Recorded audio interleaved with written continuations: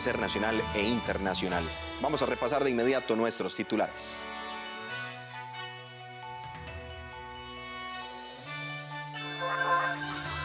El Gobierno de la República anunció cambios en el Ministerio de Comunicación, Hacienda y Ciencia y Tecnología. El Ministerio de Comunicación será asumido por Agustín Castro, Hacienda por Elian Villegas, Ciencia y Tecnología por la actual viceministra Paola Vega. La Caja le pide a los padres llevar a sus hijas a los EBAIS para que reciban la vacuna contra el papiloma humano. Los costarricenses gastan menos en consumo de cigarrillos y otros derivados del tabaco. En un año se verán las mejoras en el tránsito de la vía San José-San Ramón, esto gracias a un conjunto de obras que empezaron este 28 de mayo. ¿Cuál es la historia del penal a puerta cerrada en un clásico saprissa-alajuelense? Se lo contamos aquí. Iniciamos con información. Costa Rica llegó este jueves a la simbólica cifra de 1.000 casos positivos de coronavirus, luego de que se sumaran 16 contagios más respecto al día anterior. A la fecha se han contagiado 470 mujeres y 530 hombres, de los cuales 817 son costarricenses y 183 extranjeros. El virus ya tocó tierra en 72 cantones, Zarcero se sumó a la lista. Este jueves, asimismo, la cifra de recuperados también se mantiene en crecimiento hasta alcanzar los 646 personas libres de la enfermedad. En otras informaciones surgidas este jueves fueron los cambios por parte del equipo de gobierno. El Ministerio de Comunicación lo asumirá Agustín Castro, en Hacienda por Elian Villegas, y Comunicación lo asume la actual viceministra de Ciencia y Tecnología, Paola Vega. Los cambios buscan generar un refrescamiento de liderazgos a la mitad del gobierno, señaló el ministro de la Presidencia, Marcelo Prieto.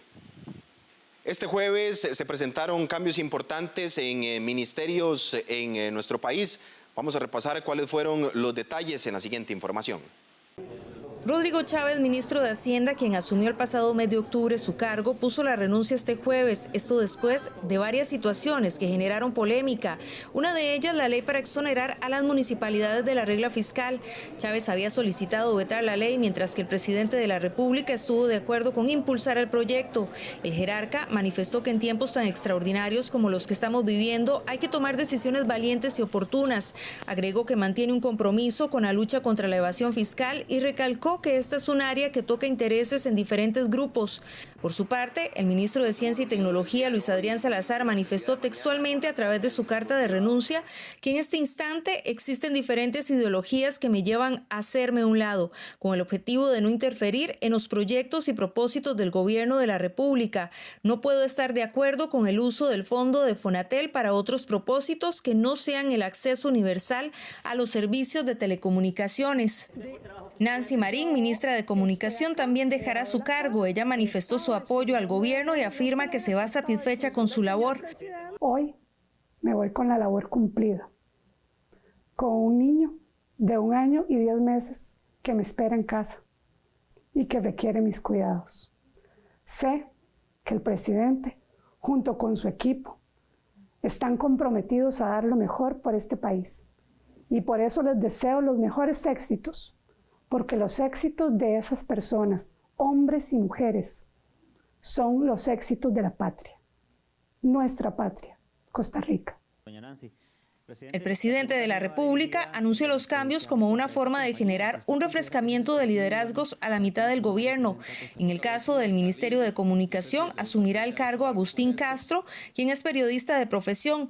El Ministerio de Ciencia y Tecnología será asumido por la actual viceministra Paola Vega, quien es doctora en microelectrónica. En cuanto al Ministerio de Hacienda, este será asumido por Elian Villegas, actual presidente del INSS. Alvarado encomendó al nuevo ministro de Hacienda 3 objetivos prioritarios: la protección de los afectados por la pandemia, la contención del gasto público y la estabilidad de las finanzas públicas. El rumbo del gobierno frente a la pandemia y los diferentes retos que tenemos sigue igual e incólume. Seguimos adelante para proteger a la población en materia de salud, adelante para protegerla en materia de lo social y también con nuestro compromiso para proteger nuestra economía, generar empleos, mantener la disciplina económica y la reactivación económica de nuestro país. Esta noticia generó reacción entre algunos diputados quienes señalan de irresponsable estos movimientos en momentos tan críticos como los que está pasando el país. Se veía venir porque se vio la falta de coordinación entre la presidencia y el ministro de Hacienda, con dos pifias que recordamos muy bien. La primera, cuando él anunció un impuesto al salario y que fue desmentido por el presidente de la República, y la segunda cuando anunció el veto al proyecto de las municipalidades que no fue avalado por el presidente. Se sigue desmantelando lamentablemente este gobierno en uno de los peores momentos de crisis que ha enfrentado nuestro país en la historia. La renuncia de estos tres jerarcas, entre ellos el ministro de Hacienda, uno de los ministros más importantes para nuestro país, es un balde de agua fría en un país que ya de por sí estaba lleno de incertidumbres y de preocupaciones, no solamente por el coronavirus, sino por la falta de una agenda clara de reactivación económica que le ha faltado a este gobierno. No es más que el reflejo de que las cosas no marchan bien en Casa Presidencial, de que son incapaces de tomar decisiones y que no tienen idea de cómo resolver los grandes problemas que Costa Rica tiene. Es evidencia de que la línea ideológica de izquierda del Partido de Acción Ciudadana se está imponiendo cada vez más en perjuicio de los intereses de Costa Rica. De acuerdo con lo señalado por Presidencia, los cambios se harán efectivos a partir del 1 de junio. En Costa Rica disminuyó el número de hogares que compra productos de tabaco en los últimos años. Además, 7 de cada 10 personas completaron programas para dejar de fumar. Estos datos provienen del más reciente informe del Observatorio de Vigilancia de la Ley Antitabaco. En los últimos años, Costa Rica disminuyó el número de hogares que adquieren productos de tabaco en el país. La tierra dedicada al cultivo de tabaco disminuyó de 50 a 8 hectáreas en Costa Rica. El gasto promedio mensual de adquisición de tabaco aumentó en los últimos años y 7 de cada 10 personas completaron el programa para dejar de fumar en el país. Estos y otros datos fueron dados a conocer por el Observatorio de Vigilancia de Estrategias e Intervenciones en Salud para el cumplimiento de la Ley Antitabaco, el cual es un proyecto en conjunto del Ministerio de Salud y la Universidad de Costa Rica. Años de trabajo conjunto han permitido identificar la red de actores sociales involucrados en el tema, construir una agenda temática para enfocar los esfuerzos institucionales y desarrollar un sistema de indicadores de cumplimiento. Queda mucho trabajo por delante, pero ratificamos el compromiso siempre presente del Ministerio de Salud en la lucha contra el tabaquismo. Hace unos años en el país se estableció la Ley General de Control del Tabaco y sus efectos nocivos en la salud, que es la Ley 9028, lo cual se considera un logro muy importante o tal vez uno de los mejores o de los más importantes logros en la salud pública de este país de los últimos años. Y que tiene como propósito reducir todo lo que es la exposición al humo del tabaco, a todos los efectos nocivos del tabaco, y por eso lo consideramos de gran importancia. Ellos recopilaron que según la encuesta nacional de ingresos y gastos de los hogares del 2012 y 2013, un 5,28% de los hogares encuestados reportaron adquirir cigarrillos, mientras que en 2018-2019 el porcentaje de hogares encuestados reportaron adquirir solamente un 2,57%. Otro tema que fue analizado por los expertos fue la implementación de programas educativos para evitar el fumado. Esto debido a la información de la encuesta nacional sobre consumo de drogas en población de educación secundaria del 2019, la cual mencionó que para el 2018 la edad media de inicio de consumo de tabaco fue de 12,9 años para los hombres y 13,13 para las mujeres. Resulta interesante destacar que las escuelas públicas son las que presentan un mayor porcentaje de cobertura en comparación con las escuelas de carácter privado. En cuanto a los centros educativos de secundaria, es posible evidenciar una cobertura del 59% para los años 2017 y 2018. Asimismo, al igual que en los centros de educación primaria, los colegios públicos son los que presentan una cobertura mayor en comparación con los colegios privados. Por su parte, también fue analizado el comercio ilícito de cigarrillos, el cual afecta a las arcas del Estado y a la salud de la población. Tomamos como referencia lo incautado por la Policía de Control Fiscal.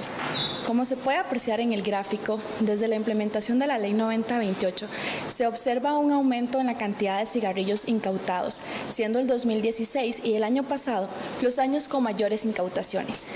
Cabe mencionar que se ha identificado que en los últimos 2 años Punta Arenas ha sido la provincia que presenta las mayores incautaciones. Estos datos permitirán al Ministerio de Salud tomar decisiones a través de la gestión del conocimiento y la articulación de estrategias e intervenciones desarrolladas en el marco de la ley antitabaco. La vacunación contra el papiloma humano en niñas de 10 años apenas tiene un 15% de avance, de acuerdo con la Caja Costarricense del Seguro Social. El cierre de las escuelas debido al COVID-19 complicó la continuidad de la inmunización. Las autoridades hacen un llamado para que los padres de familia se acerquen a los EVAIS para aplicar las dosis a las menores. Hace un año las autoridades de salud celebraban que en Costa Rica se implementaría la vacuna contra el virus del papiloma humano a niñas de 10 años en todo el país. Espero que los rumores sin fundamento no sean un obstáculo para que una sola niña quede sin protección. Ya millones de personas en más de 80 países del mundo lo han recibido. Más de 200 millones de dosis se han aplicado, sin mayores reacciones a las esperadas, como lo es el enrojecimiento y el dolor en la zona de la vacuna.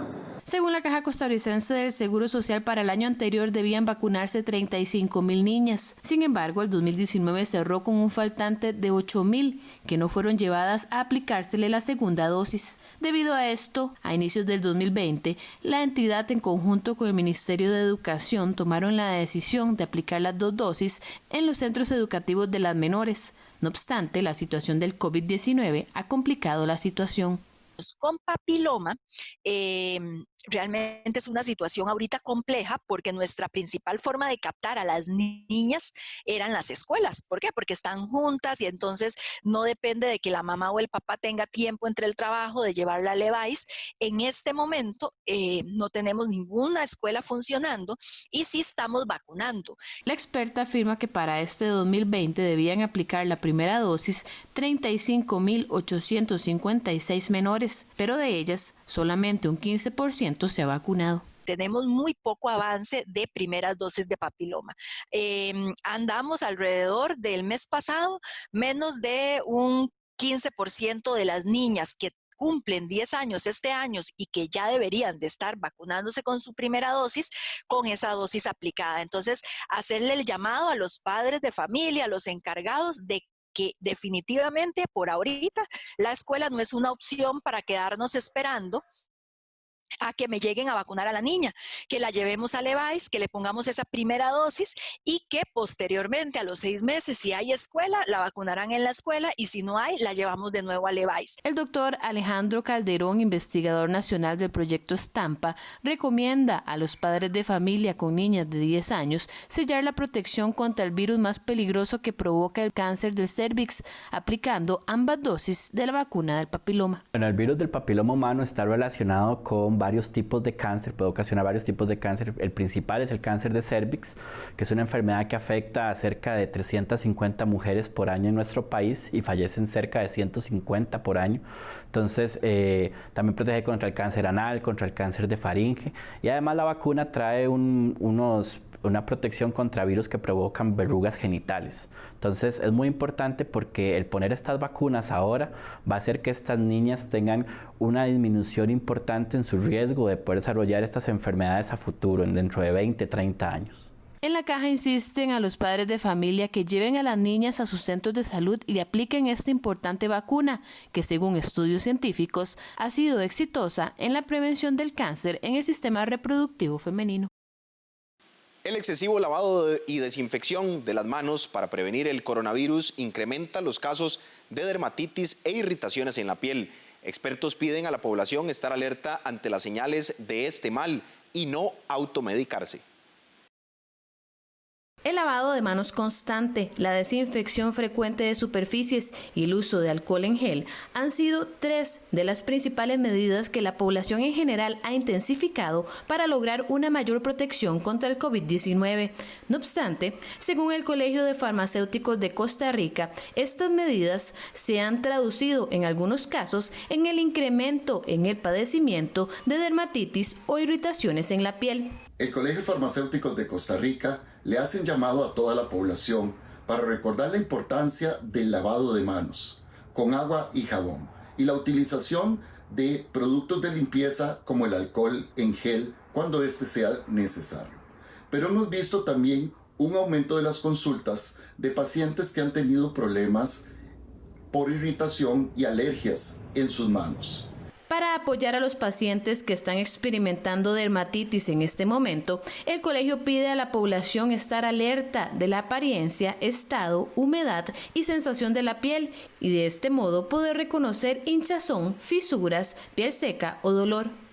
Es por eso que le hacemos el llamado de que acuda a la consulta médica o bien acceda a la recomendación y consejo farmacéutico, ya que somos profesionales totalmente accesibles en las más de 1.100 farmacias que hay a lo largo de todo el país. Le recordamos utilizar, además del agua y el jabón para la limpieza de sus manos o la utilización del alcohol en gel, pueden también estar utilizando productos adicionales como cremas humectantes para mantener el cuidado sano de sus manos. Según la médico general de Global Med, Andrea Quiroz, en casos menos severos existen en el mercado jabones que han sido adicionados de humectantes y protectores para las manos, que tienen ciertas ventajas sobre los jabones simples y pueden ayudar a que la resequedad se elimine. Eso se produce por el contacto directo con una sustancia que, como dice la palabra, irrita la piel y rompe la barrera y hace que empezamos a tener como descamación, picazón, dolor. Y en algunos casos se puede abrir lo que son las partes de los pliegues en las manos, porque aquí es donde está la parte más delgada de la piel. ¿Cómo podemos prevenir esto? Bueno, en primer lugar, cambiando la sustancia que nos está irritando la piel. En segundo lugar, mantener las manos hidratadas siempre, con cualquier tipo de crema hidratante, no tiene que tener olor ni ningún otro componente agregado, o perfectamente con una sustancia oleosa como una vaselina o un óxido de zinc. En casos muy severos en los que la piel se abre, podemos utilizar un esteroide, pero en esos casos es mejor visitar un médico que nos diga cuál y cómo utilizarlo. Tanto el Colegio de Farmacéuticos como la médico general concuerdan que hay que evitar automedicarse y que si el problema es más severo, lo ideal es buscar un especialista en dermatología. A esta hora hacemos una pausa comercial. Recuerde que puede seguirnos también a través de 101.5 Costa Rica Radio en el FM y en nuestras redes sociales, Facebook y Twitter, @SinarNoticias. Así nos encuentra. Ya volvemos. Juntos lo lograremos. Por eso te ofrecemos Needy, la herramienta gratuita que te permite crear tu propia tienda virtual. Abrí la tuya y vende tus productos en línea. Banco Nacional. Juntos somos progreso. Costa Rica Noticias Regional le acerca al Gobierno de la República. Si tiene alguna consulta para los jerarcas e instituciones públicas, mándenos su video con su pregunta al WhatsApp 8398 0071 o al correo costarricanoticiasregional@gmail.com. No olvide indicarnos su nombre y lugar donde vive. Su respuesta la encontrará en Costa Rica Noticias Regional.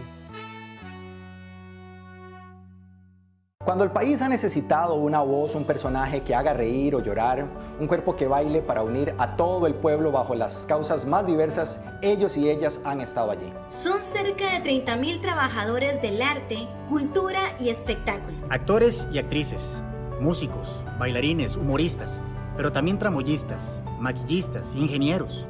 El 30 de mayo haremos Teletón por la Cultura para apoyarlos. Unite a Facebook Live y apoya a aquellos que siempre han estado ahí.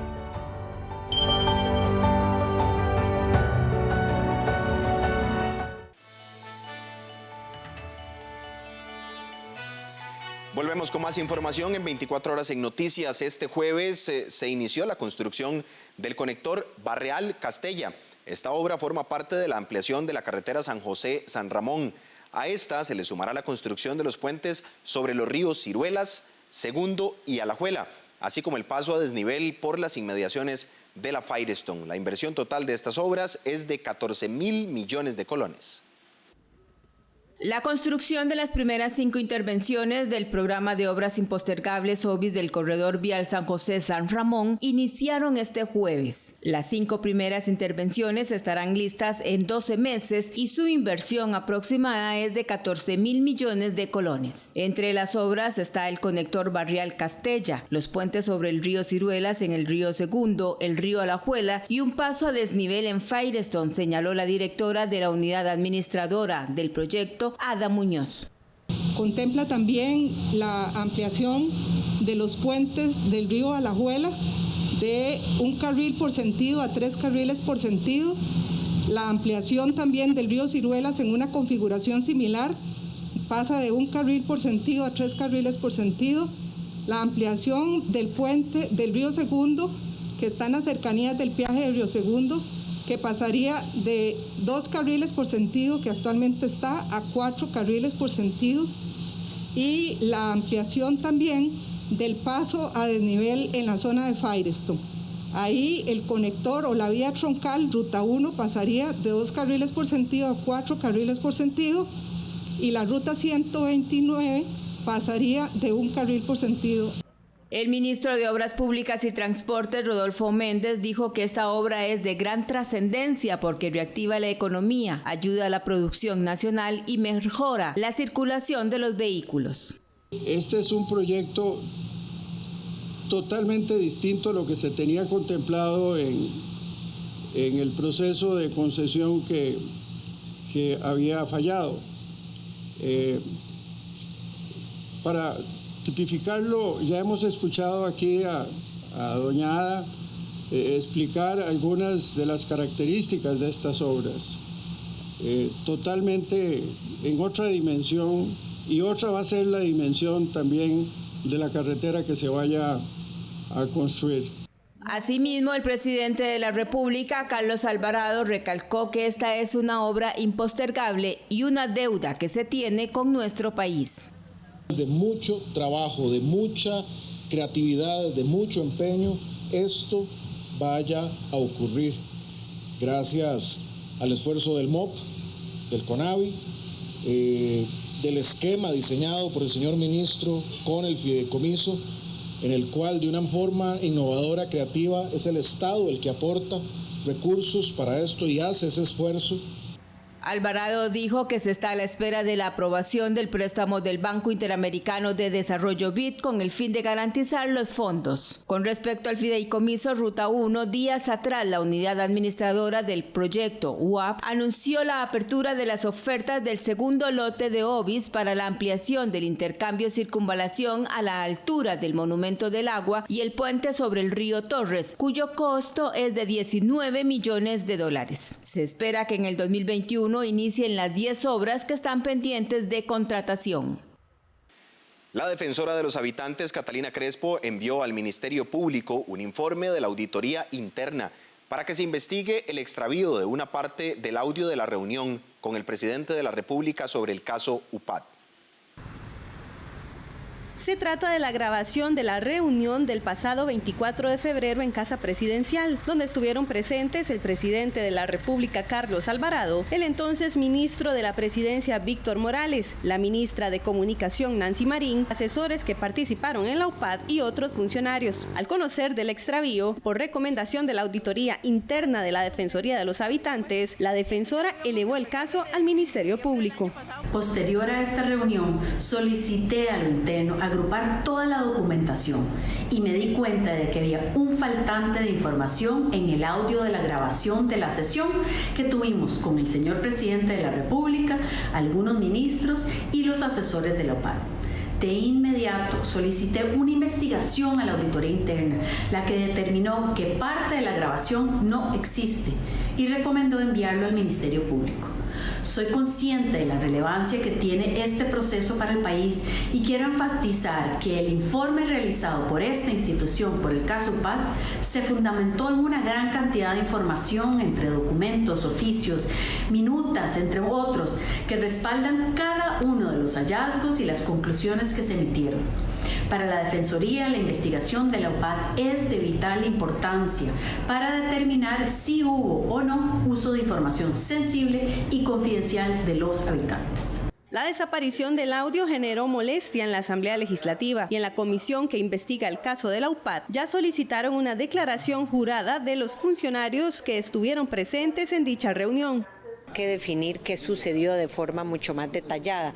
Yo también estoy solicitando información sobre el informe de auditoría interna al que la señora defensora hace referencia para conocer qué medidas a lo interno se han tomado y se tomaron. Sí quedo un poco preocupada de que salga esta noticia de forma muy reciente cuando estos hechos sucedieron desde febrero. No me queda claro si es que el audio existió completo y luego se le perdió una parte o ya ella tiene certeza que desde el inicio nunca estuvo esa parte, ¿verdad? Yo creo que ahí hay mucha información que aún clarificar. Vemos que la Fiscalía debe ser muy pronta en sus acciones para determinar qué fue lo que pasó.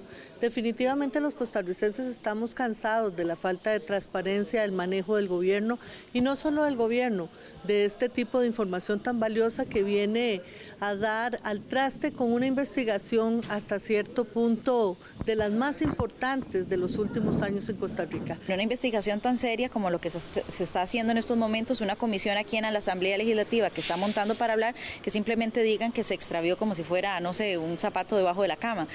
Sí es muy importante y muy serio lo que está pasando, puesto que estamos hablando de interrupción de lo que son derechos de los costarricenses, información privada de los costarricenses que utilizó el gobierno con instituciones, con recursos del Estado, y que ahora simplemente vengan y nos digan que se desapareció un audio, pues genera pues una decepción total de todo lo que se ha manejado en este proceso. El ministro de la Presidencia, Marcelo Prieto, aseguró que desde el Ejecutivo están anuentes a contribuir con la investigación del caso y que desconocen lo que ocurrió con ese audio. El Ejecutivo está totalmente abierto a contribuir en lo posible con el análisis y la revisión de este tema en la Comisión Legislativa que entiendo que va a comenzar a funcionar nuevamente para poder atenderlo. Estamos a las órdenes de la Asamblea Legislativa para cualquier información que requieran. Marcelo, es un poco extraño que se pierda un audio de 60 minutos de una reunión. ¿Qué saben ustedes de eso? No tenemos ninguna información. Eso estaba en manos de la Defensoría de los habitantes y yo me he enterado únicamente de lo que la señora defensora ha manifestado. La Comisión Legislativa que investiga la creación de la Unidad Presidencial de Análisis de Datos, UPAD, retomará las sesiones el próximo mes de junio. En los próximos días, los diputados discutirán el proyecto de ley que pretende suspender el pago temporal de las deudas para las personas afectadas por el COVID-19.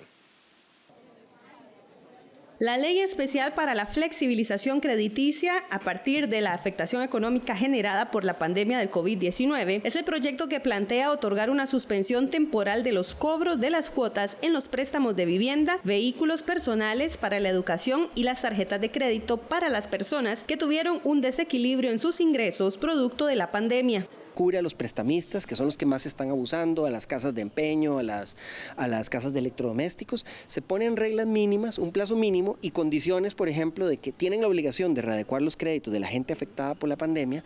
No pueden, por ejemplo, cobrarles intereses sobre intereses, subirles el monto de las cuotas, ponerles más intereses, que es lo que muchas entidades están haciendo, y define reglas para detener por unas semanas por lo menos los remates, que es algo que nos preocupa muchísimo. Mucha gente no solo se quedó sin trabajo, sino que ahora la quieren dejar sin casa, sin sus bienes. Esto hay que pararlo. Las entidades que han cumplido con las directrices del gobierno no tienen de qué preocuparse porque ya están cumpliendo con la ley. Este proyecto se dispensó de todo trámite, por lo que se analizará directamente en el plenario en los próximos días, sin pasar por una comisión dictaminadora. Sin embargo, los legisladores podrán presentar mociones para mejorarlo. El proyecto nos parece que está bien. En el camino esto de los proyectos puede uno presentar mociones para tratar de mejorarlo, si es que uno ve ahí algún detalle con respecto a las consultas que se hicieron, pero en general el proyecto sí tiene una buena posición en la fracción. Trabajando un texto sustitutivo que reúne todas las recomendaciones de los entes técnicos y de los bancos para afinar un poco el texto y hacerlo, digamos, más viable. Básicamente lo que hace es garantizarle a quien haya tenido alguna suspensión de su contrato, sea parcial o total, que se le pueda extender 60 días el pago de la cuota, que es básicamente tomarle una foto a esos 2 pagos o a esos 60 días y trasladarlos al final del crédito, ampliando el plazo. Información que en estos días se está haciendo llegar precisamente la SUGEF, que me parece que es importante valorarla, ¿verdad? Sin embargo, este proyecto de ley requiere lógicamente un estudio exhaustivo por parte de las fracciones parlamentarias con el fin de poder avanzarlo. El proyecto de ley establece un plazo mínimo de 2 meses para la readecuación de las deudas, prohíbe el aumento de los intereses y frena los remates de los bienes. Este viernes en nuestra sección Animales en Libertad le presentamos a la iguana. Esta especie acostumbra permanecer en las ramas de los árboles para tomar el sol. La sección de Animales en Libertad llega a ustedes gracias al ICT.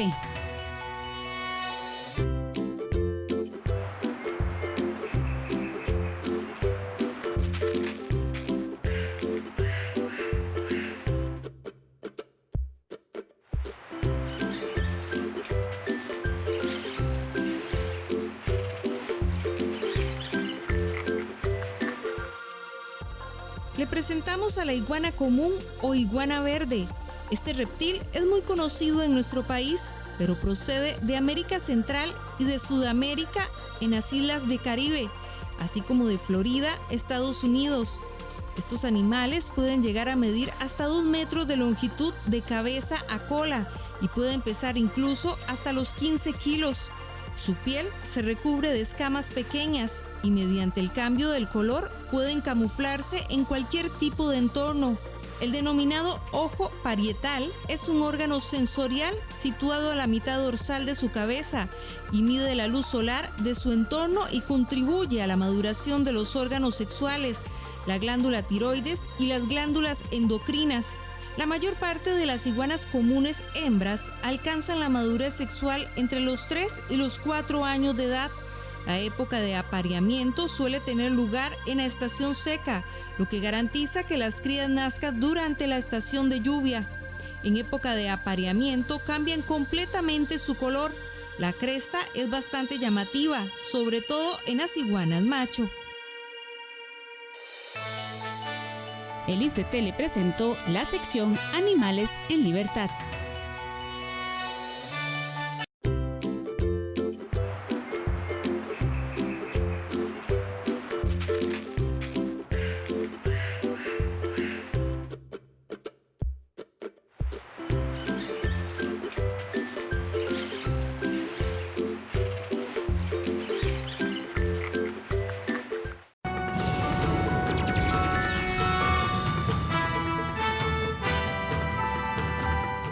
Familiares acuden a las afueras de un hospital en Lima, Perú, en busca de información de sus seres queridos.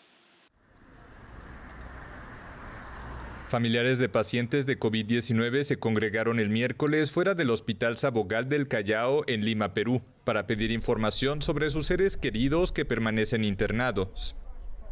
Mi esposo ya va a ser 15 días que tiene y hasta ahorita no sabe, venimos a preguntar y no nos dicen cuándo van a salir, ni cómo se encuentra el paciente, nada, joven.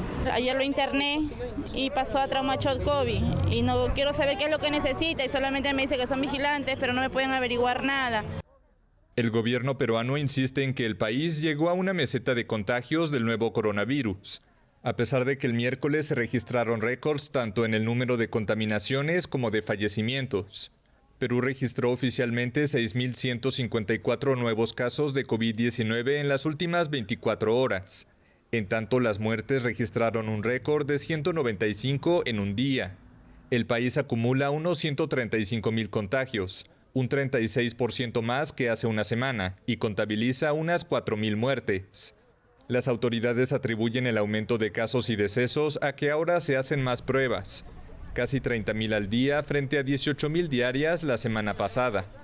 Perú es el segundo país de América Latina en número de casos después de Brasil y el tercero en cantidad de decesos causados por la pandemia detrás del gigante sudamericano y México. El gobierno peruano dispuso hace más de 2 meses un confinamiento nacional obligatorio, bajo un toque de queda nocturno, fronteras cerradas y otras medidas que tienen semiparalizada a la economía.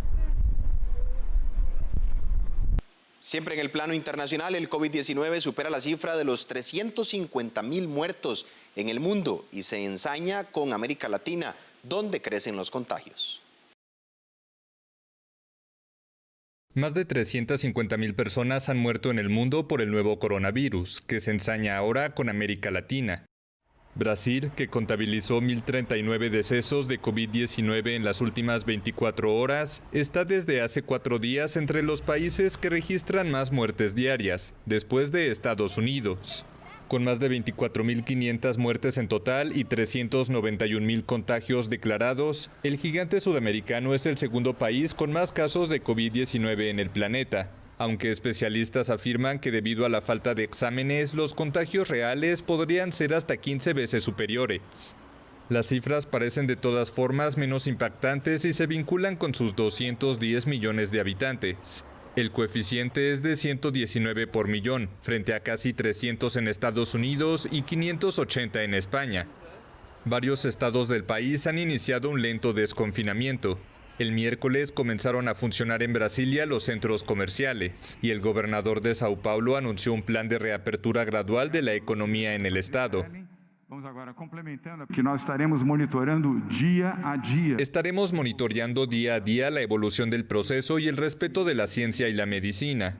Si tenemos que dar un paso atrás, si tenemos que retomar las medidas que ahora estamos flexibilizando gradual y parcialmente, no dudaremos en hacerlo.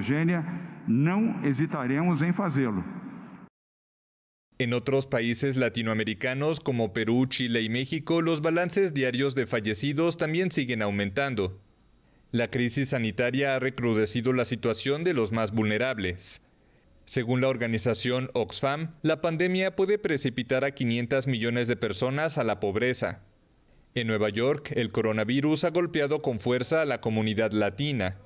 Por ello, este pastor luterano argentino decidió montar una red para alimentar a más de 500 familias por semana. Tratamos de estar al lado de la gente, sobre todo nuestra comunidad latina. He celebrado más de 20 funerales. En mi congregación tenemos más de 40 muertos, entonces es como que no queremos que la gente muera en vida y ver muertos en vida. Queremos que todos podamos vivir con dignidad. La curva de contagios parece estabilizarse en Estados Unidos, donde también se espera la reapertura de la economía. Brasil superó los 25.000 muertos y más de 400.000 contagios de COVID-19, aunque los especialistas creen que la cifra podría ser 15 veces mayor. Brasil registró otras 1.086 muertes el miércoles, con lo que rebasó los 25.000 fallecimientos y 400.000 casos de contagio. Es la segunda vez que el país registra más de 20.000 casos en un único día, según los balances emitidos por el Ministerio de Salud. Sin embargo, para especialistas, el número de contagiados podría ser hasta 15 veces superior debido a la falta de exámenes. Brasil es el segundo país con más diagnósticos en el mundo y el que ha registrado más muertes diarias durante los últimos días, superando a Estados Unidos, donde el balance total se acerca a 100.000 decesos. El estado de Sao Paulo continúa siendo el epicentro nacional de la epidemia, con casi 90.000 casos y más de 6.700 fallecidos. A pesar de los números, el miércoles el gobernador João Doria anunció un plan de reapertura gradual de la economía que será aplicado a partir del día 1 de junio por regiones. También en Brasilia, los centros comerciales reabrieron al público. Por más que este virus cause pánico, cause miedo en las personas, debemos tomar las precauciones debidas, pero no quedarnos paralizados, las cuentas siguen llegando. Debería venir solo quien necesite, no por impulso de haber estado encerrado bastante tiempo en cuarentena. El avance de la pandemia en Brasil ha estado marcado por la falta de coordinación entre el presidente Jair Bolsonaro y los gobernadores y alcaldes, con fuertes desacuerdos por las medidas de confinamiento criticadas frecuentemente por el mandatario. La empresa Nissan anunció el cierre de su planta en Barcelona, donde trabajan más de 3.000 personas. La noticia ha caído como una bomba. El presidente de Nissan ha confirmado el cierre de la planta de Barcelona sin explicar qué va a ocurrir con sus 3.000 trabajadores, a los que se suman otros 25.000 empleos indirectos que dependen de estas instalaciones. Se hace así oficial una decisión que se venía gestando desde hace meses y que había llevado a sus trabajadores a una huelga indefinida. Nissan ya ha comunicado la noticia a las autoridades españolas. No obstante, el gobierno no tira la toalla y espera encontrar una alternativa. Si bien la firma estaba en plena reestructuración, el cierre de la planta de Barcelona es consecuencia última de la profunda crisis en el sector provocada por la pandemia de coronavirus, que ha hecho que Nissan presente los peores resultados de los últimos 20 años, con unas pérdidas netas de más de 5.600 millones de euros. Según la prensa nipona, la producción de la planta española será asumida por Renault. Hacemos una nueva pausa comercial, ya regresamos con más información en 24 horas en Noticias. Quédese con nosotros. Es 1948, en Puerto Limón, Costa Rica, 4 días antes de Navidad. Cetico, un niño de 12 años, debe tomar un tren en busca de su padre. Un viaje que revelará el asesinato de 6 presos políticos en un lugar conocido como el Codo del Diablo. Para mí fue quitarme como lo más grande que en ese entonces yo tenía en la vida. Un documental que descubre verdades ocultas. Empezó a crear sospechas porque ni un balazo tenía el motocar y curioso, todos los otros murieron. Todo. El jueves 28 de mayo a las 9 de la noche y el domingo 31 a las 11 de la mañana, aquí en 13, Costa Rica Televisión. Disfrute del sano humor y las ocurrencias de sus protagonistas. ¿Serio? ¡Gol de Costa Rica! ¿Quién lo metió? ¿Quién lo metió? ¿Quién? Usted parece que está como asoleado, donde quiera se queda dormido. Usted piensa que porque el chancho añato es que está silbando. Todos en La Pulpería, de lunes a viernes a las 11:30 de la mañana. ¡Qué vida más bonita! Siempre en 13, Costa Rica Televisión.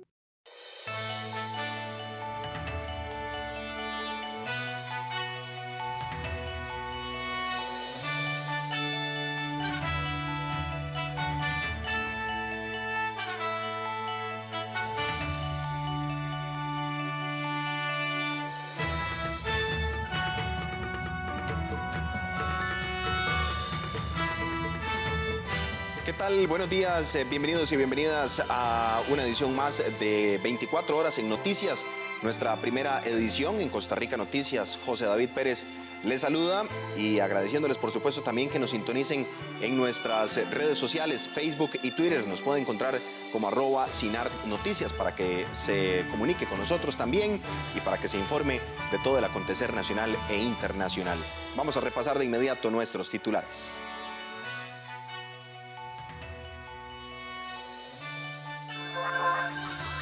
El Gobierno de la República anunció cambios en el Ministerio de Comunicación, Hacienda y Ciencia y Tecnología. El Ministerio de Comunicación será asumido por Agustín Castro, Hacienda por Elian Villegas, Ciencia y Tecnología por la actual viceministra Paola Vega. La Caja le pide a los padres llevar a sus hijas a los EBAIS para que reciban la vacuna contra el papiloma humano. Los costarricenses gastan menos en consumo de cigarrillos y otros derivados del tabaco. En un año se verán las mejoras en el tránsito de la vía San José-San Ramón, esto gracias a un conjunto de obras que empezaron este 28 de mayo. ¿Cuál es la historia del penal a puerta cerrada en un clásico saprissa-alajuelense? Se lo contamos aquí.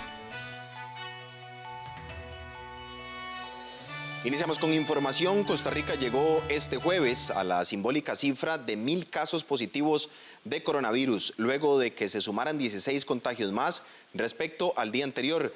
A la fecha se han contagiado 470 mujeres y 530 hombres, de los cuales 817 son costarricenses y 183 extranjeros. El virus ya tocó tierra en 72 cantones, Zarcero se sumó a la lista.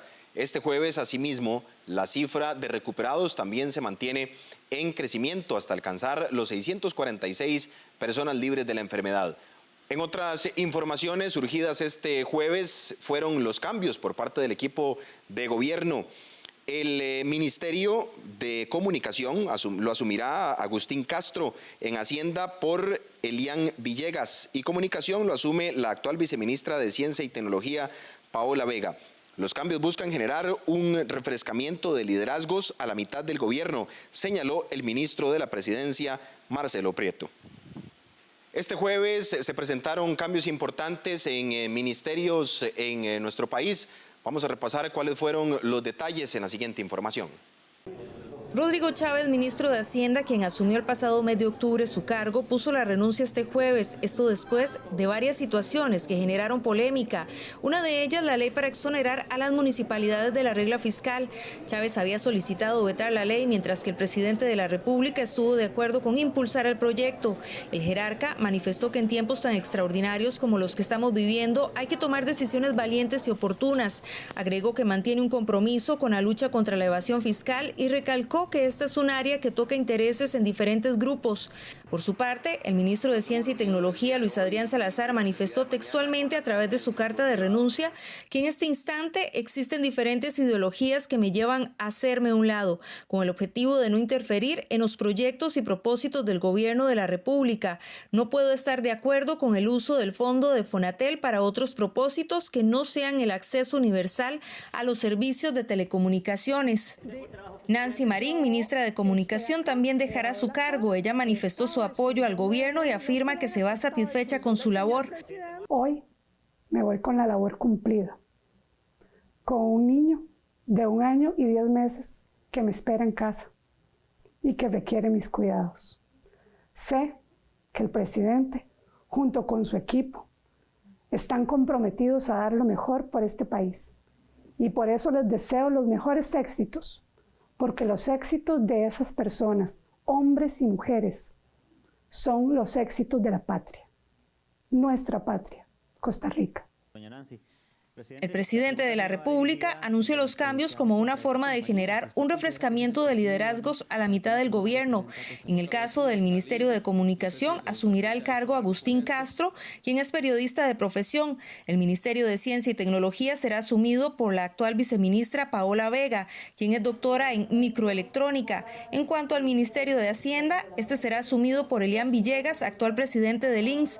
Alvarado encomendó al nuevo ministro de Hacienda 3 objetivos prioritarios: la protección de los afectados por la pandemia, la contención del gasto público y la estabilidad de las finanzas públicas. El rumbo del gobierno frente a la pandemia y los diferentes retos que tenemos sigue igual e incólume. Seguimos adelante para proteger a la población en materia de salud, adelante para protegerla en materia de lo social y también con nuestro compromiso para proteger nuestra economía, generar empleos, mantener la disciplina económica y la reactivación económica de nuestro país. Esta noticia generó reacción entre algunos diputados, quienes señalan de irresponsable estos movimientos en momentos tan críticos como los que está pasando el país. Se veía venir porque se vio la falta de coordinación entre la presidencia y el ministro de Hacienda, con 2 pifias que recordamos muy bien. La primera, cuando él anunció un impuesto al salario y que fue desmentido por el presidente de la República, y la segunda cuando anunció el veto al proyecto de las municipalidades, que no fue avalado por el presidente. Se sigue desmantelando lamentablemente este gobierno en uno de los peores momentos de crisis que ha enfrentado nuestro país en la historia. La renuncia de estos 3 jerarcas, entre ellos el ministro de Hacienda, uno de los ministros más importantes para nuestro país, es un balde de agua fría en un país que ya de por sí estaba lleno de incertidumbres y de preocupaciones, no solamente por el coronavirus, sino por la falta de una agenda clara de reactivación económica que le ha faltado a este gobierno. No es más que el reflejo de que las cosas no marchan bien en Casa Presidencial, de que son incapaces de tomar decisiones y que no tienen idea de cómo resolver los grandes problemas que Costa Rica tiene. Es evidencia de que la línea ideológica de izquierda del Partido de Acción Ciudadana se está imponiendo cada vez más en perjuicio de los intereses de Costa Rica. De acuerdo con lo señalado por Presidencia, los cambios se harán efectivos a partir del 1 de junio. En Costa Rica disminuyó el número de hogares que compra productos de tabaco en los últimos años. Además, 7 de cada 10 personas completaron programas para dejar de fumar. Estos datos provienen del más reciente informe del Observatorio de Vigilancia de la Ley Antitabaco. En los últimos años, Costa Rica disminuyó el número de hogares que adquieren productos de tabaco en el país. La tierra dedicada al cultivo de tabaco disminuyó de 50 a 8 hectáreas en Costa Rica. El gasto promedio mensual de adquisición de tabaco aumentó en los últimos años y 7 de cada 10 personas completaron el programa para dejar de fumar en el país. Estos y otros datos fueron dados a conocer por el Observatorio de Vigilancia de Estrategias e Intervenciones en Salud para el cumplimiento de la Ley Antitabaco, el cual es un proyecto en conjunto del Ministerio de Salud y la Universidad de Costa Rica. Años de trabajo conjunto han permitido identificar la red de actores sociales involucrados en el tema, construir una agenda temática para enfocar los esfuerzos institucionales y desarrollar un sistema de indicadores de cumplimiento. Queda mucho trabajo por delante, pero ratificamos el compromiso siempre presente del Ministerio de Salud en la lucha contra el tabaquismo. Hace unos años en el país se estableció la Ley General de Control del Tabaco y sus efectos nocivos en la salud, que es la Ley 9028, lo cual se considera un logro muy importante o tal vez uno de los mejores o de los más importantes logros en la salud pública de este país de los últimos años. Y que tiene como propósito reducir todo lo que es la exposición al humo del tabaco, a todos los efectos nocivos del tabaco y por eso lo consideramos de gran importancia. Ellos recopilaron que según la encuesta nacional de ingresos y gastos de los hogares del 2012 y 2013, un 5,28% de los hogares encuestados reportaron adquirir cigarrillos, mientras que en 2018-2019 el porcentaje de hogares encuestados reportaron adquirir solamente un 2,57%. Otro tema que fue analizado por los expertos fue la implementación de programas educativos para evitar el fumado. Esto debido a la información de la encuesta nacional sobre consumo de drogas en población de educación secundaria del 2019, la cual mencionó que para el 2018 la edad media de inicio de consumo de tabaco fue de 12,9 años para los hombres y 13,13 para las mujeres. Resulta interesante destacar que las escuelas públicas son las que presentan un mayor porcentaje de cobertura en comparación con las escuelas de carácter privado. En cuanto a los centros educativos de secundaria, es posible evidenciar una cobertura del 59% para los años 2017 y 2018. Asimismo, al igual que en los centros de educación primaria, los colegios públicos son los que presentan una cobertura mayor en comparación con los colegios privados. Por su parte, también fue analizado el comercio ilícito de cigarrillos, el cual afecta a las arcas del Estado y a la salud de la población. Tomamos como referencia lo incautado por la Policía de Control Fiscal. Como se puede apreciar en el gráfico, desde la implementación de la Ley 9028 se observa un aumento en la cantidad de cigarrillos incautados, siendo el 2016 y el año pasado los años con mayores incautaciones.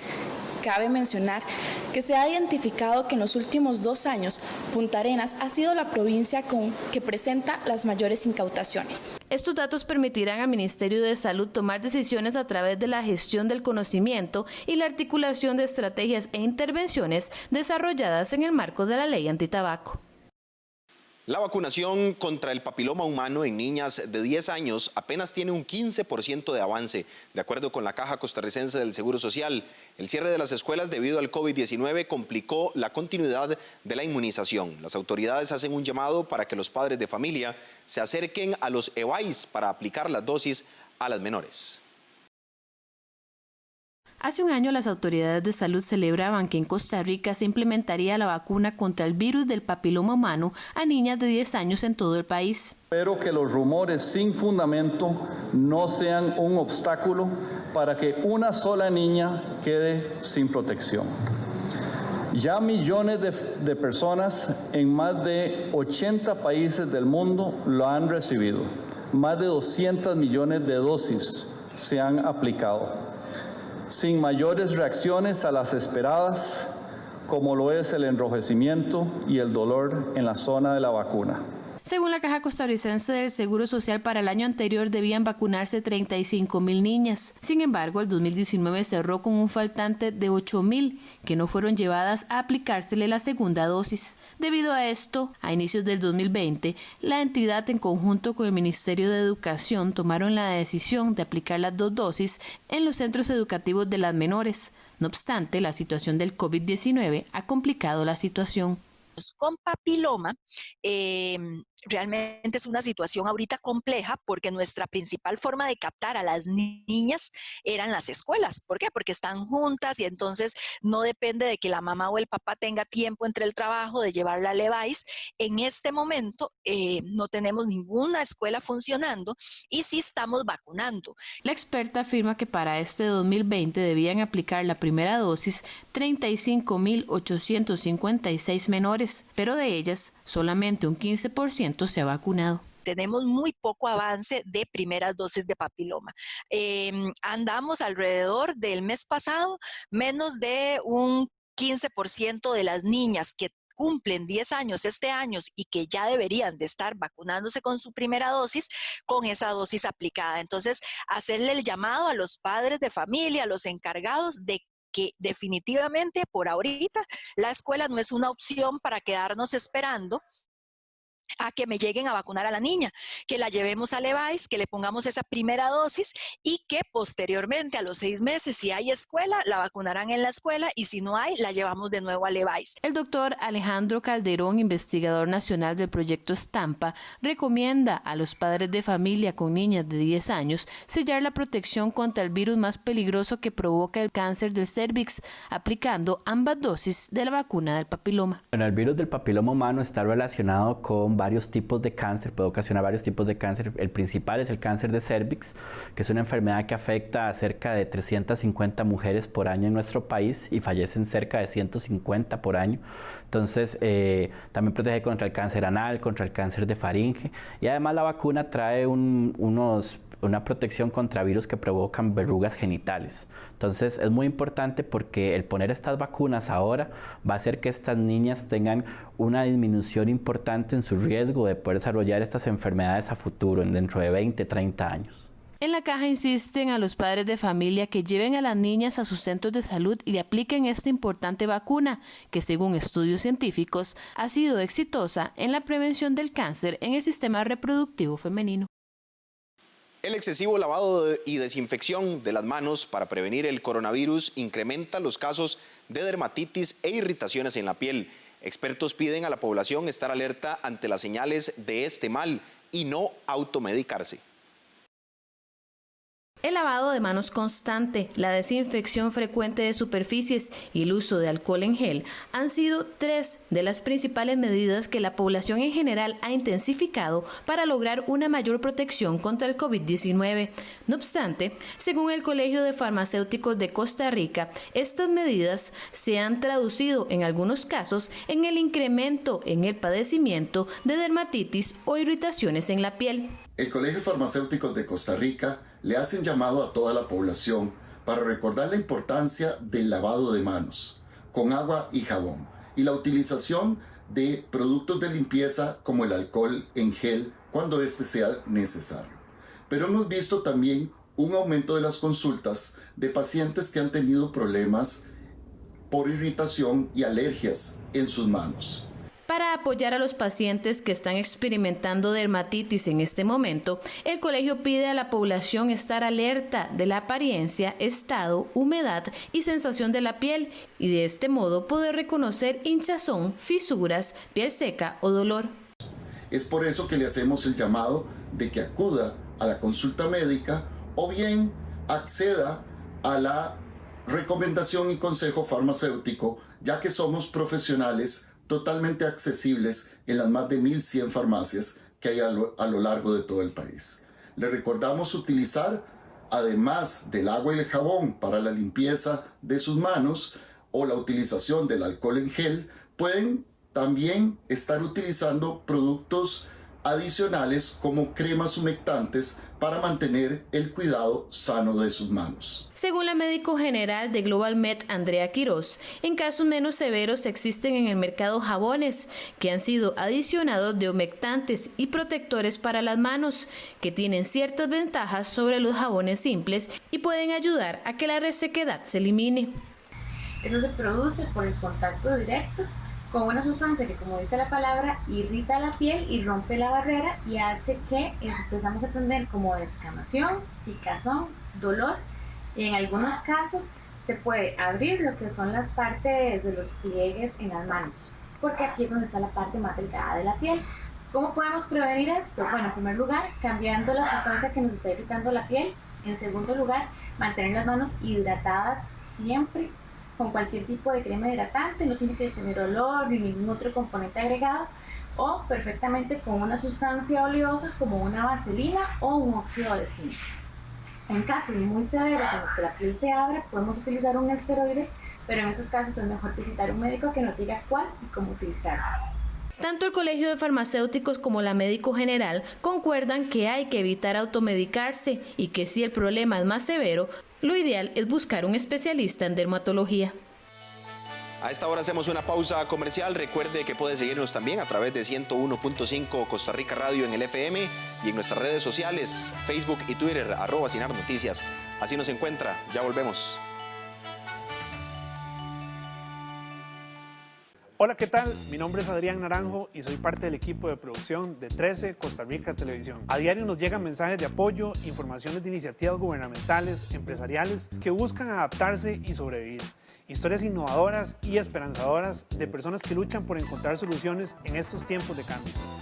Y son precisamente esos esfuerzos los que vamos a compartir acá, en este programa Soluciones del 13.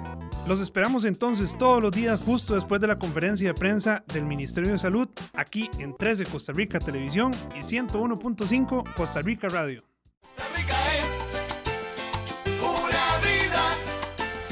Costa Rica es mi patria querida. El hecho de que estemos enfrentando una pandemia no nos impide de poder hacer actividad física, pero hay que tener muchísimo cuidado. Por eso en Medicina Deportiva vamos a tener un profesional que nos va a dar consejos en esta nueva normalidad. Así que los esperamos a las 8 en punto de la mañana. Y la esperanza tejiendo al futuro, un pueblo en marcha pero sin apuros. Costa Rica.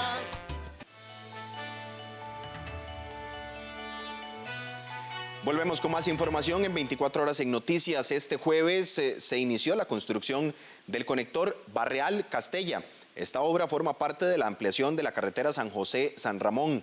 A esta se le sumará la construcción de los puentes sobre los ríos Ciruelas, Segundo y Alajuela, así como el paso a desnivel por las inmediaciones de la Firestone. La inversión total de estas obras es de 14.000 millones de colones.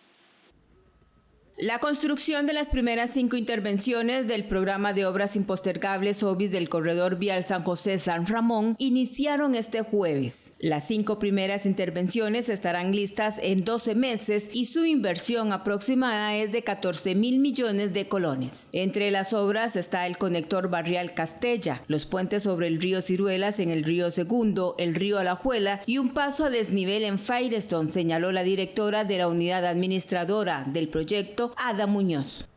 Contempla también la ampliación de los puentes del río Alajuela de 1 carril por sentido a 3 carriles por sentido, la ampliación también del río Ciruelas en una configuración similar, pasa de 1 carril por sentido a 3 carriles por sentido, la ampliación del puente del río Segundo, que está en las cercanías del peaje del río Segundo, que pasaría de 2 carriles por sentido, que actualmente está, a 4 carriles por sentido, y la ampliación también del paso a desnivel en la zona de Firestone.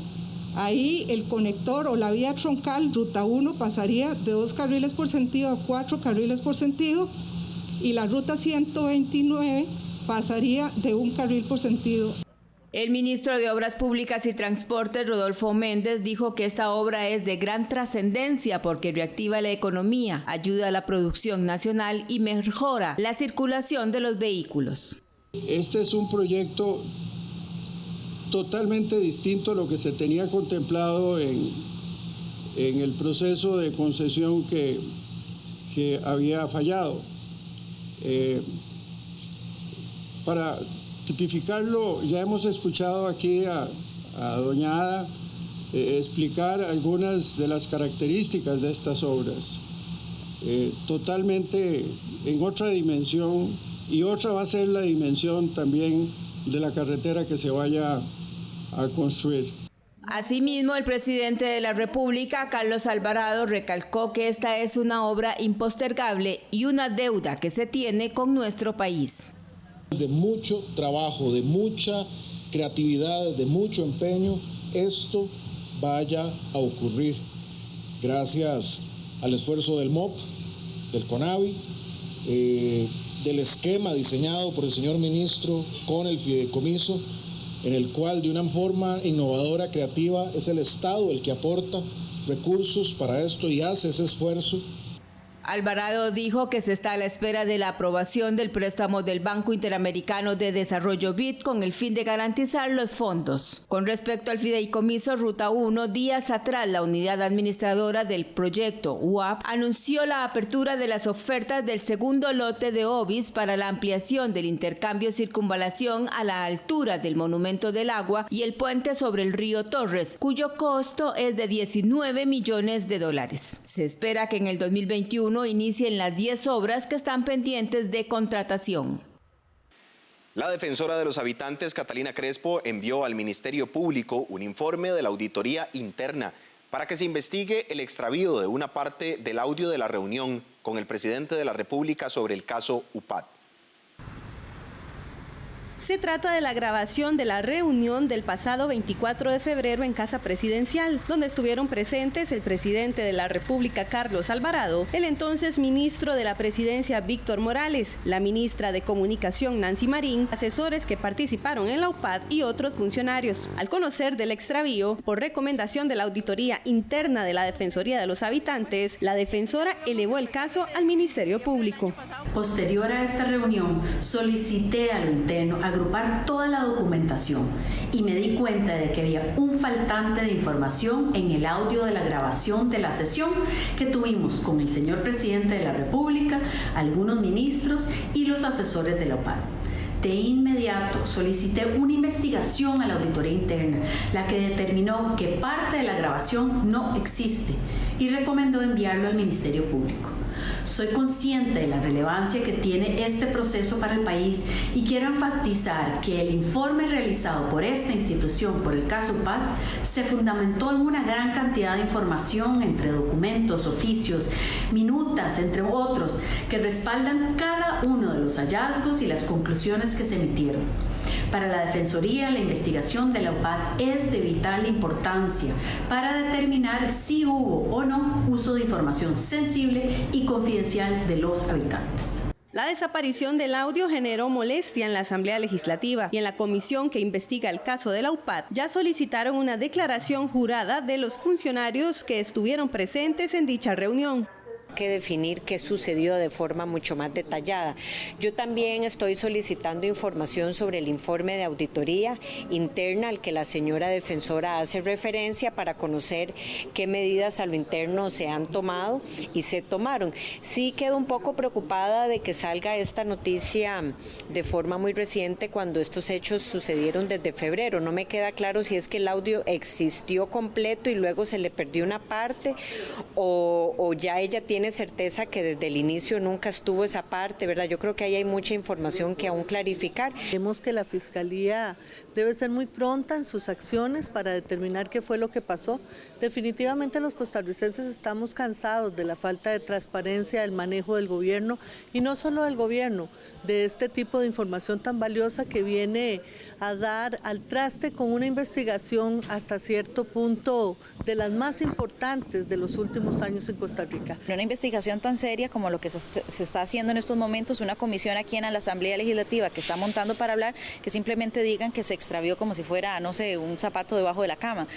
Sí es muy importante y muy serio lo que está pasando, puesto que estamos hablando de interrupción de lo que son derechos de los costarricenses, información privada de los costarricenses que utilizó el gobierno con instituciones, con recursos del Estado, y que ahora simplemente vengan y nos digan que se desapareció un audio, pues genera pues una decepción total de todo lo que se ha manejado en este proceso.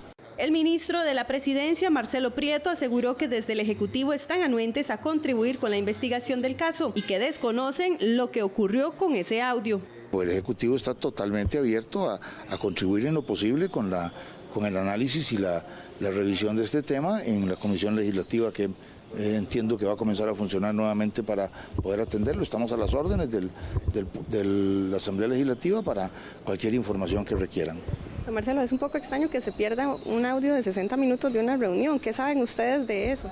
No tenemos ninguna información. Eso estaba en manos de la Defensoría de los habitantes y yo me he enterado únicamente de lo que la señora defensora ha manifestado.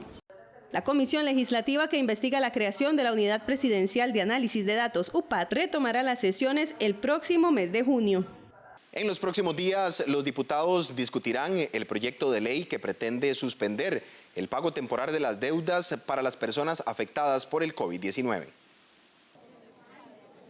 La Ley Especial para la Flexibilización Crediticia a partir de la afectación económica generada por la pandemia del COVID-19 es el proyecto que plantea otorgar una suspensión temporal de los cobros de las cuotas en los préstamos de vivienda, vehículos personales para la educación y las tarjetas de crédito para las personas que tuvieron un desequilibrio en sus ingresos producto de la pandemia. Cubre a los prestamistas, que son los que más están abusando, a las casas de empeño, a las casas de electrodomésticos. Se ponen reglas mínimas, un plazo mínimo y condiciones, por ejemplo, de que tienen la obligación de readecuar los créditos de la gente afectada por la pandemia.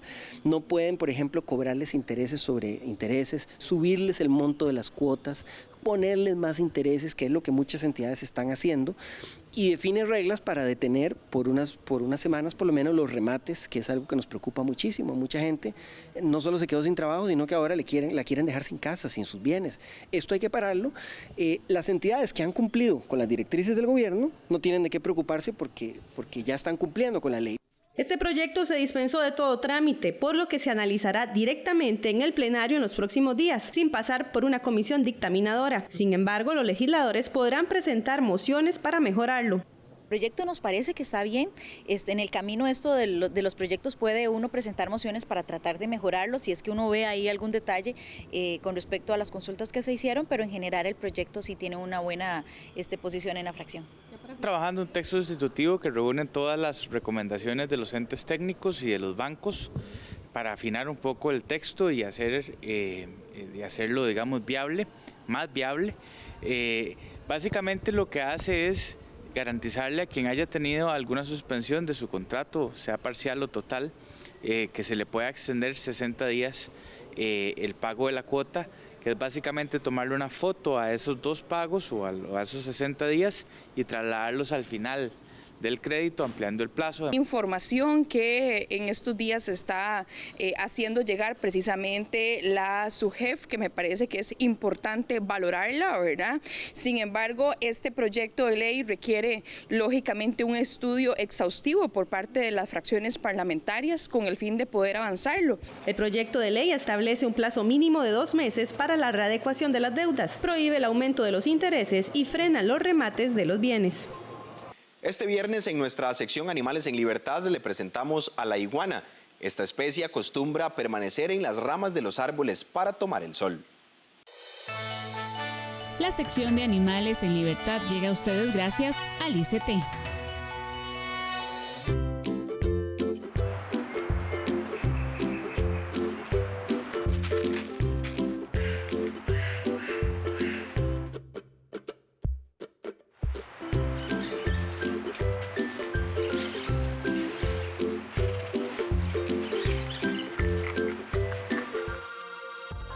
Le presentamos a la iguana común o iguana verde. Este reptil es muy conocido en nuestro país, pero procede de América Central y de Sudamérica en las islas de Caribe. así como de Florida, Estados Unidos. Estos animales pueden llegar a medir hasta 2 metros de longitud de cabeza a cola y pueden pesar incluso hasta los 15 kilos. Su piel se recubre de escamas pequeñas y mediante el cambio del color pueden camuflarse en cualquier tipo de entorno. El denominado ojo parietal es un órgano sensorial situado a la mitad dorsal de su cabeza y mide la luz solar de su entorno y contribuye a la maduración de los órganos sexuales, la glándula tiroides y las glándulas endocrinas. La mayor parte de las iguanas comunes hembras alcanzan la madurez sexual entre los 3 y los 4 años de edad. La época de apareamiento suele tener lugar en la estación seca, lo que garantiza que las crías nazcan durante la estación de lluvia. En época de apareamiento cambian completamente su color. La cresta es bastante llamativa, sobre todo en las iguanas macho. El ICT le presentó la sección Animales en Libertad.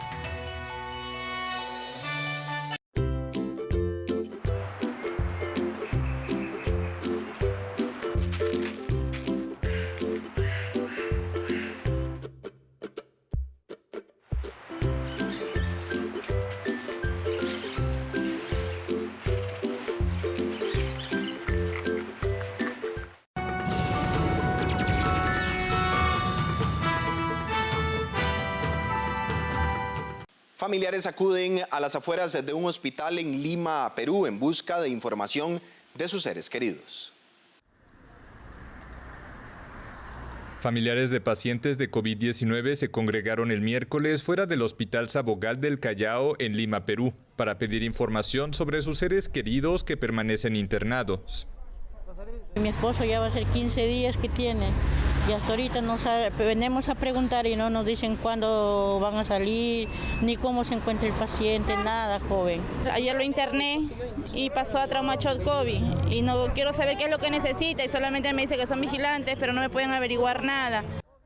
El gobierno peruano insiste en que el país llegó a una meseta de contagios del nuevo coronavirus, a pesar de que el miércoles se registraron récords tanto en el número de contaminaciones como de fallecimientos. Perú registró oficialmente 6.154 nuevos casos de COVID-19 en las últimas 24 horas. En tanto, las muertes registraron un récord de 195 en un día. El país acumula unos 135.000 contagios, un 36% más que hace una semana, y contabiliza unas 4.000 muertes. Las autoridades atribuyen el aumento de casos y decesos a que ahora se hacen más pruebas, casi 30.000 al día frente a 18.000 diarias la semana pasada. Perú es el segundo país de América Latina en número de casos después de Brasil y el tercero en cantidad de decesos causados por la pandemia detrás del gigante sudamericano y México. El gobierno peruano dispuso hace más de 2 meses un confinamiento nacional obligatorio, bajo un toque de queda nocturno, fronteras cerradas y otras medidas que tienen semiparalizada a la economía. Siempre en el plano internacional, el COVID-19 supera la cifra de los 350.000 muertos en el mundo y se ensaña con América Latina, donde crecen los contagios. Más de 350.000 personas han muerto en el mundo por el nuevo coronavirus, que se ensaña ahora con América Latina. Brasil, que contabilizó 1.039 decesos de COVID-19 en las últimas 24 horas, está desde hace 4 días entre los países que registran más muertes diarias, después de Estados Unidos. Con más de 24.500 muertes en total y 391.000 contagios declarados, el gigante sudamericano es el segundo país con más casos de COVID-19 en el planeta, aunque especialistas afirman que debido a la falta de exámenes, los contagios reales podrían ser hasta 15 veces superiores. Las cifras parecen de todas formas menos impactantes y se vinculan con sus 210 millones de habitantes. El coeficiente es de 119 por millón, frente a casi 300 en Estados Unidos y 580 en España. Varios estados del país han iniciado un lento desconfinamiento. El miércoles comenzaron a funcionar en Brasilia los centros comerciales y el gobernador de Sao Paulo anunció un plan de reapertura gradual de la economía en el estado. Estaremos monitoreando día a día la evolución del proceso y el respeto de la ciencia y la medicina. Si tivermos que dar un paso atrás. Si tenemos que dar un paso atrás, si tenemos que retomar las medidas que ahora estamos flexibilizando gradual y parcialmente, no dudaremos en hacerlo. Heterogênea, não hesitaremos em fazê-lo. En otros países latinoamericanos como Perú, Chile y México, los balances diarios de fallecidos también siguen aumentando. La crisis sanitaria ha recrudecido la situación de los más vulnerables. Según la organización Oxfam, la pandemia puede precipitar a 500 millones de personas a la pobreza. En Nueva York, el coronavirus ha golpeado con fuerza a la comunidad latina. Por ello, este pastor luterano argentino decidió montar una red para alimentar a más de 500 familias por semana. Tratamos de estar al lado de la gente, sobre todo nuestra comunidad latina. He celebrado más de 20 funerales. En mi congregación tenemos más de 40 muertos, entonces es como que no queremos que la gente muera en vida y ver muertos en vida. Queremos que todos podamos vivir con dignidad. La curva de contagios parece estabilizarse en Estados Unidos, donde también se espera la reapertura de la economía. Brasil superó los 25.000 muertos y más de 400.000 contagios de COVID-19, aunque los especialistas creen que la cifra podría ser 15 veces mayor. Brasil registró otras 1.086 muertes el miércoles, con lo que rebasó los 25.000 fallecimientos y 400.000 casos de contagio. Es la segunda vez que el país registra más de 20.000 casos en un único día, según los balances emitidos por el Ministerio de Salud. Sin embargo, para especialistas, el número de contagiados podría ser hasta 15 veces superior debido a la falta de exámenes. Brasil es el segundo país con más diagnósticos en el mundo y el que ha registrado más muertes diarias durante los últimos días, superando a Estados Unidos, donde el balance total se acerca a 100.000 decesos. El estado de Sao Paulo continúa siendo el epicentro nacional de la epidemia, con casi 90.000 casos y más de 6.700 fallecidos. A pesar de los números, el miércoles el gobernador João Doria anunció un plan de reapertura gradual de la economía que será aplicado a partir del día 1 de junio por regiones. También en Brasilia, los centros comerciales reabrieron al público. Por más que este virus cause pánico, cause miedo en las personas, debemos tomar las precauciones debidas, pero no quedarnos paralizados, las cuentas siguen llegando. Debería venir solo quien necesite, no por impulso de haber estado encerrado bastante tiempo en cuarentena.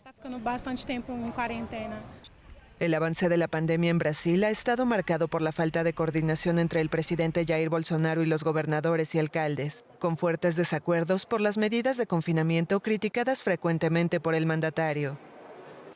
La empresa Nissan anunció el cierre de su planta en Barcelona, donde trabajan más de 3.000 personas.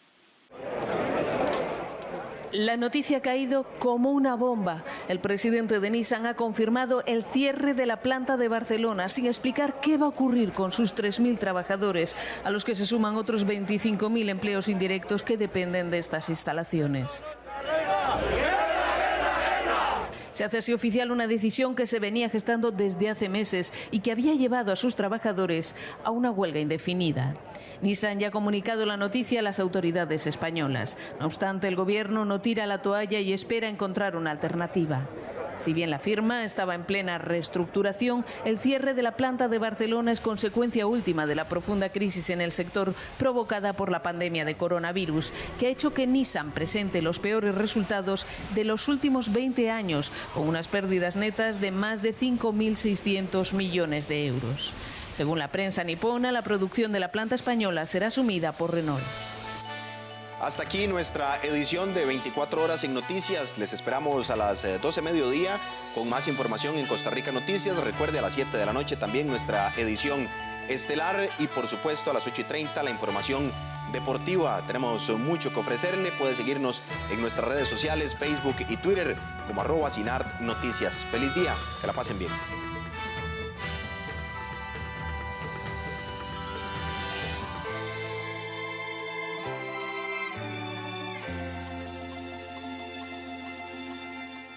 Esta semana, en Punto y Coma, les presentamos Como quien toca el silencio, poemas, 1991-2016, de Edmundo Retana Jiménez, una antología personal que reúne 25 años de labor poética caracterizada por un lenguaje llano y esencial que construye poemas breves y sutiles en un recorrido que nos muestra su evolución estética.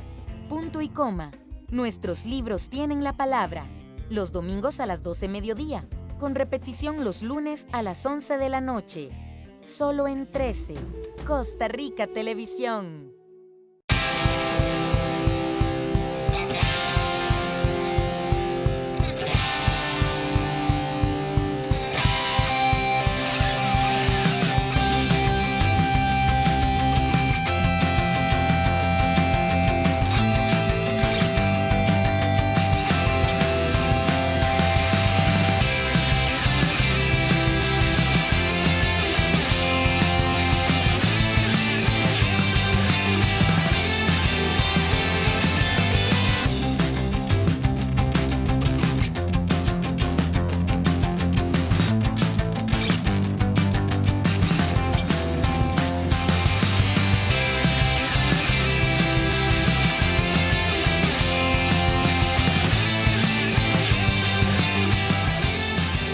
Trabajamos para usted.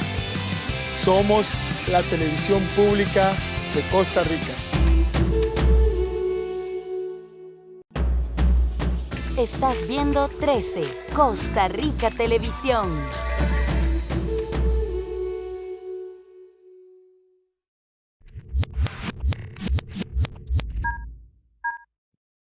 Volvemos a Etcétera y en el bloque anterior les